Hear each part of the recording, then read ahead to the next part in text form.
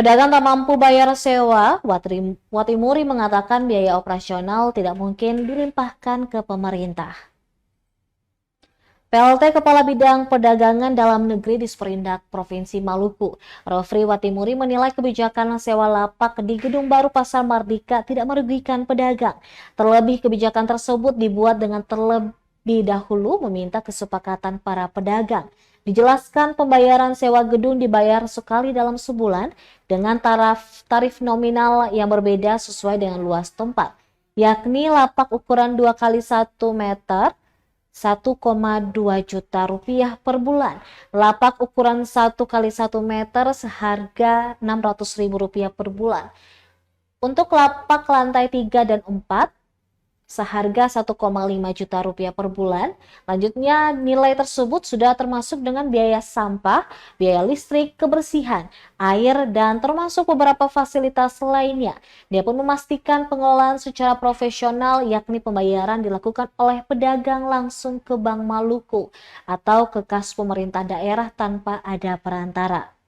Pedagang pun diminta harus segera membayar sewa mulai Juni, Juli, dan Agustus, mengingat beban operasional gedung yang dioperasikan sejak April 2024 itu menjadi tanggung jawab Disperindak Provinsi Maluku.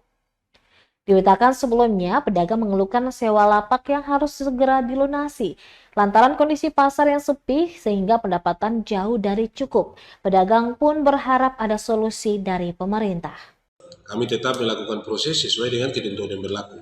Ada tahapan mulai dari himbauan, sosialisasi, sampai dengan kita fase penegakan hukum. Dan sekarang ini kita sudah sampai di fase penegakan hukum.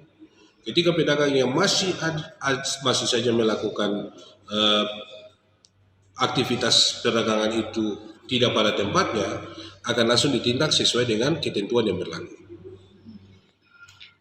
Jadi yang sekarang ini kita sudah sampai di fase penegakan hukum. Jadi bila mana pedagang yang masih berjualan lagi di luar gedung Pasar Mardika Baru atau pada tempat yang tidak semestinya, maka langsung akan diproses. Prosesnya akan pedagangnya akan diangkat ke tempat penegakan hukum itu berlaku. Sampai di pos penegakan hukum itu pedagang akan diproses, diberikan edukasi, dan akan dilakukan penandatanganan surat pernyataan. Surat pernyataan itu ada dari rekan-rekan dari PPNS.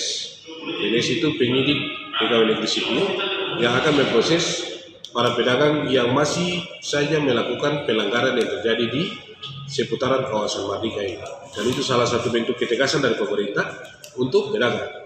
Dan sampai kalau pedagang sudah melakukan pernyataan dan kembali melanggar, dan itu akan dilakukan penindakan sampai dengan